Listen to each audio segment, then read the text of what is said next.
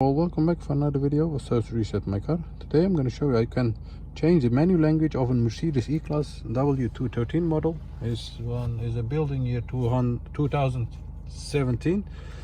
I had an inquiry of how to make a tutorial on how to change the language, and that's why I'm making this video. Let's start right away. First of all, turn or press the ignition on to the second position. All the lights must go on.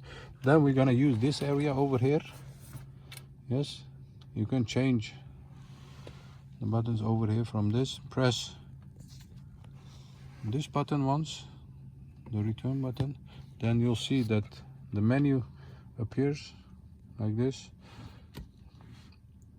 Use the turn button, this button, the turn button, to scroll or to the left or to the right.